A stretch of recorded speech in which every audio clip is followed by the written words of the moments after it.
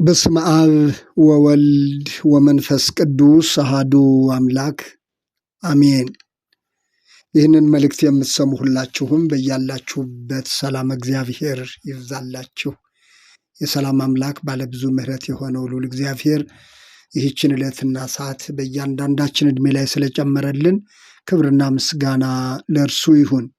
ሁለት ልብስ ያለው ለሌለው ያካፍል፣ ምግብም ያለው እንዲሁ ያድርግ።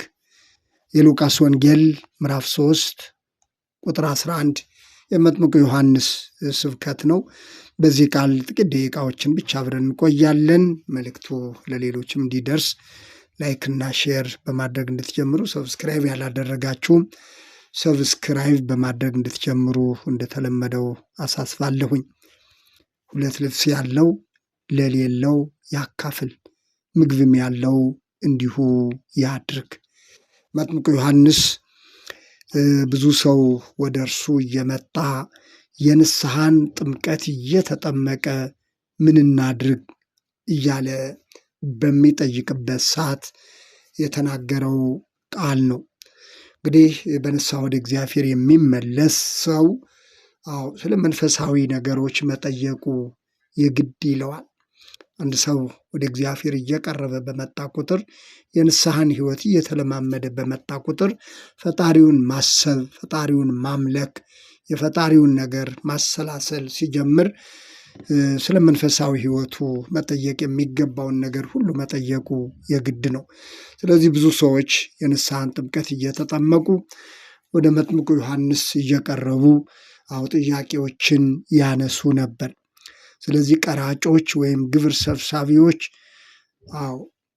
ምን እናድርግ በማለት በጠየቁት ጊዜ ከታዘዘላችሁ አብልጣችሁ አትውሰዱ፣ ሰውን አታስመርሩ ይላቸው ነበር። ሰውን አታሳዝኑት፣ አታስመርሩት ይላቸው ነበር። ጭፍሮች ወይም ወታደሮችን ደግሞ በማንም ግፍ አትስሩ፣ ማንንም በሐሰት አትክሰሱ ይላቸው ነበር። ያላችሁ ይበቃችኋል፣ ደሞዛችሁ ይበቃችኋል፣ በማንም ግፍ አትስሩ፣ በማንም በሐሰት አትክሰሱ እያለ ያስተምራቸው ነበር። አብርሃም አባት አለን በሚል ብቻ ይመጻደቁ የነበሩትን ደግሞ አብርሃም አባት አለን ማለት ብቻውን ጥቅም የለውም፣ ይልቁንም መልካም ፍሬ አድርጉ ይላቸው ነበር። አሁን እንድናየው የፈለግኩት ዋና የትምህርት ትኩረት ግን ሁለት ልብስ ያለው ለሌለው ያካፍል፣ ምግብም ያለው እንዲሁ ያድርግ የሚለውን ነው። ሁለት ልብስ ያለው ለሌለው ያካፍል፣ ምግብም ያለው እንዲሁ ያድርግ። በዚህ ርዕስ ነው ጥቂት ደቂቃዎችን ብቻ እንድናይ የፈለግኩት። እንግዲህ ይህንን ቃል ስንሰማ እኛስ ያለን ምንድን ነው? እኛስ ለሌላው የምናካፍለው ምን አለን የሚለውን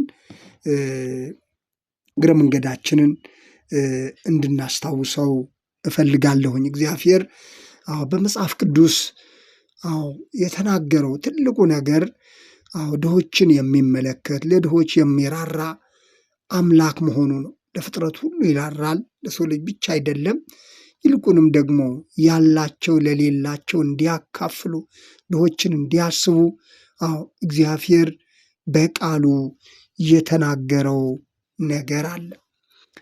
ምክንያቱም እግዚአብሔር ድሆችን ይመለከታል። በመጽሐፍ ቅዱስ ድሆች የሚባሉት ረዳት የሌላቸው፣ ልጅ የሌላቸው፣ ወላጅ የሌላቸው፣ ሌላውን ተስፋ አድርጎ የሚጠብቁ የኔ የሚሉት አጋዥና ረዳት ደጋፊ የሌላቸውን የእግዚአብሔር ቃል ድሆች ይላቸዋል።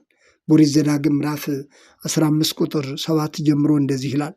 አምላክ እግዚአብሔር በሰጠህ በአገርህ ደጅ ውስጥ ከሚኖሩ ከወንድሞችህ አንዱ ቢደኸይ ልብህን አታጽና፣ በድሃው ወንድምህ ላይ እጅህን አትጨብጥ፣ ነገር ግን እጅህን ለእርሱ ክፈት፣ የለመነህንም አስፈላጊውን ነገር አበድረው፣ አትከልክለው ይላል። በልብህ ክፉ አሳብ በልብህ ክፉ ነገር እንዳታስብ፣ ለድሃው ወንድምህ አንዳች የማትሰጥ እንዳትሆን ዓይንህም በእርሱ ላይ ክፉ ነገር እንዳይሆን እርሱም ወደ እግዚአብሔር በአንተ ላይ እንዳይጮህ ይላል። በአንተ ላይ እንዳይጮህ፣ ምክንያቱም ድሆች ይጮኻሉ ወደ እግዚአብሔር። ኃጢአትም እንዳይሆንብህ ተጠንቀቅ። እጅህንም በምትጥልበት ሁሉ አምላክ እግዚአብሔር ስለዚህ በስራ ሁሉ ይባርካልና ፈጽመህ ስጠው፣ በሰጠኸውም ጊዜ በልብህ አትጸጸት ይላል።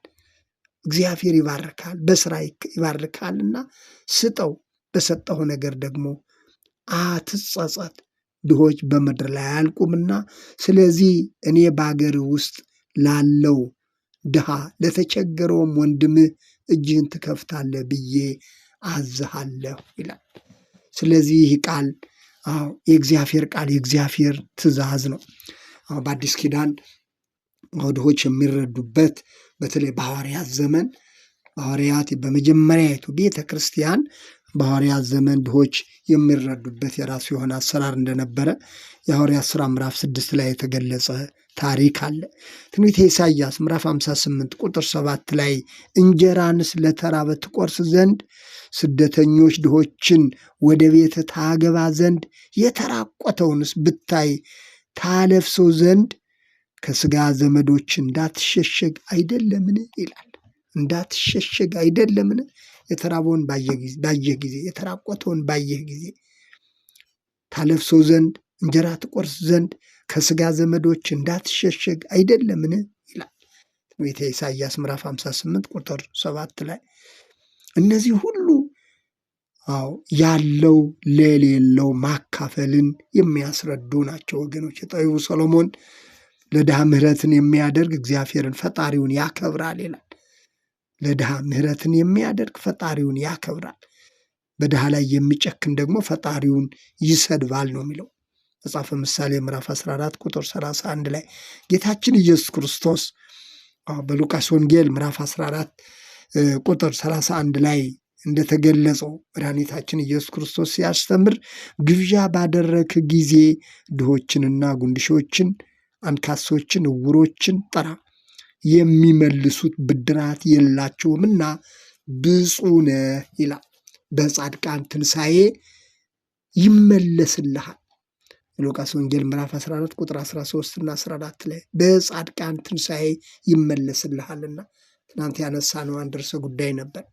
ክርስቶስ ዳግመኛ ሲመጣ በክብሩ ዙፋን ላይ ሲሆን በክብር ሲገለጥ የሚናገረው በጻድቃን ትንሣኤ ጊዜ የሚናገረው በኃጥአንና በጻድቃን ፊት የሚናገረው የመጨረሻው የፍርድ ቃል ለተራቡት ስለመመገብ፣ ስለማልበስና አለማልበስና አለመመገብ፣ አለመጠየቅ እንደሆነ በትናንቱ ርዕሰ ጉዳይ አይተን ነበር። ስለዚህ ለድሆች የሚደረግ ስጦታ ሁሉ ወደፊት ከእግዚአብሔር ዘንድ የሚከፈል ዋጋ ነው ወገኖቼ። ለዚህ ነው እንጀራህን በውኃ ፊት ላይ ጣለው ከብዙ ቀን በኋላ ታገኛለህና በማለት ጠቢቡ ሰሎሞን በመጽሐፈ መክብብ ምዕራፍ 11 ቁጥር 1 ላይ የተናገረው።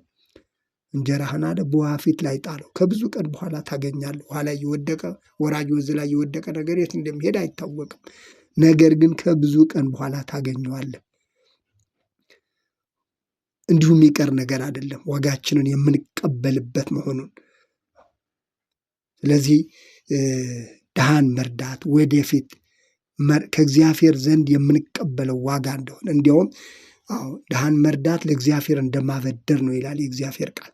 መጥምቁ ዮሐንስ 2 ያለው ለሌለው ያካፍል፣ ምግብም ያለው እንዲሁ ያድርግ ሲል እነዚህ ሁሉ ድምር ውጤታቸው ነገ በጻድቃን ትንሣኤ ፊት በክርስቶስ ዘንድ የምንቀበለው ዋጋ መሆኑን የሚያስረዳ ነው። ዛሬም የሌሎችን እጅ የሚጠብቁ ብዙ ወገኖች አሉ ወገኖቼ። በተለይ እንደ ሀገራችን ባለው ነባራዊ ሁኔታ በጦርነት፣ በኑሮ ውድነት፣ በከፍተኛ ጫና ያለው ወገናችን ጥቂት አይደለም። ያላቸውን ድጋፍና እርዳታ የሚጠብቁ ወገኖቻችን እጅግ ብዙ ናቸው። እንዲህ አይነቱን ፈታኝ ዘመን ተረዳድቶ ማለፍ መለኮታዊ ትእዛዝ ጭምር ያለበት መሆኑን መርሳት የለብንም። ብዙ እያለን ለሌሎች ያለማካፈል በእግዚአብሔር ፊት ባለ ዕዳ መሆንን እንደሆነም የእግዚአብሔር ቃል ያስረዳል። በተለይ ብዙ እያለ የተትረፈረፈ ጸጋ እግዚአብሔር ሰጥቶን ለሌሎች አለማካፈል፣ ሌሎችን አለማሰብ በእግዚአብሔር ፊት ባለ ዕዳ መሆን ነው። ሐዋርያው ያዕቆብ እያላቸው ስለማይሰጡ ይልቁንም ደግሞ የሰራተኞቻቸውን ስለሚያስጨንቁ ሰዎች በያዕቆብ መልእክት ምዕራፍ 5 ከቁጥር 1 ጀምሮ የገለጸው ቃል አለ። አሁንም እናንተ ባለጠጎች ሆይ ስለሚደርስባችሁ ጭንቅ ዋይ ዋይ እያላችሁ አልቅሱ ይላል። ስለሚደርስባችሁ ፍርድ ዋይ ዋይ እያላችሁ አልቅሱ። ሀብታችሁ ተበላሽተዋል፣ ልብሳችሁም በብል ተበልቷል፣ ወርቃችሁም ብራችሁም ዝጓል፣ ዝገቱም ምስክር ይሆንባቸዋል ይላል። ብዙ አላችሁ፣ ብዙ አከማችታችኋል፣ ነገር ግን ለድሆች ባለማካፈላችሁ ደግሞም ሰራተኞቻችሁን በማስጨነቃችሁ ይህ ምስክር ሆኖ ይቀርባል። ያላችሁ ወርቅ፣ ያላችሁ የተከማቸ ልብስ፣ ይህ ሁሉ በእግዚአብሔር ፊት ነገ ምስክር ሆኖ ይቀርብባቸዋል። ስለዚህ የሰራተኞቻችሁን የላባችሁን ዋጋ ያስቀራችሁ ወዮላችሁ እያለ ሲያስጠነቅቅ እናያለን። ወገኖቼ እግዚአብሔር በሰጠን የተትረፈረፈ ሀብት ሌሎችን አለማሰብ፣ በደጃችን፣ በመንገዳችን፣ በሃይማኖት ቤቶች፣ በየሰፈሩ የወደቁ ለመለመን አፍሮ ተሸማቆ ያሉ የሚለብሱትን አጥቶ የሚበሉትን አጥቶ ተሳቆ ያሉትን አለመጎብኘት እያለን በተለይ ነገ በእግዚአብሔር ፊት ተጠያቂ ያደርገናል። የሉቃስ ወንጌል ምዕራፍ 12 እና ምዕራፍ 16 ላይ መድኃኒታችን ኢየሱስ ክርስቶስ በምሳሌ ያስተማረው ቃል አለ። ብዙ እያለው ያንን አከማችቶ ነፍሴ ሆይ ብይ ጠጪ እያለ የነበረውን ሰው አንተ ሰነፍ ዛሬ ነፍስን ካንተ ይወስዷታል፣ እየሰበሰብኩ ሁሉ ለማን ይሆናል ነው ያለው። የሉቃስ ወንጌል ምዕራፍ 12ን ስናነብ የሉቃስ ወንጌል ምዕራፍ 16 ላይ ደግሞ እንደዚሁ አንድ የተትረፈረፉ ባለጠጋ በደጁ የወደቀ አልዓዛር የተባለውን ድሃ ቁራሽ እንጀራ ሳይሰጥ እርሱ ብቻውን እየተቀናጣ የነበረውን ሰው ታሪክ ጠቅሶ ደግሞ በምሳሌ ያስተማረው የዚህ ሰው መጨረሻ ምን ያህል አሳዛኝ እንደሆነ የሉቃስ ወንጌል ምዕራፍ 16 ቁጥር 19 ጀምሮ የተገለጸ ቃል ነው። ስለዚህ ዛሬም በተሰጠን ነገር ለሌላው ማካፈል በረከት ሲሆን አለማካፈል፣ አለመራራት ደግሞ ውጤቱ ምን ያህል የከፋ እንደሆነ መጥምቁ ዮሐንስ እንደተናገረው ያለው ለሌለው ማካፈል በሚያስገኘው በረከት ላይ ትኩረት ማድረግ እንደሚገባ የእግዚአብሔር ቃል ያስተምረናል። በተለይ ነገሮች ሲከብዱ እንዲሆነ ሲባል የገበያውን ሁሉ ሰብስቦ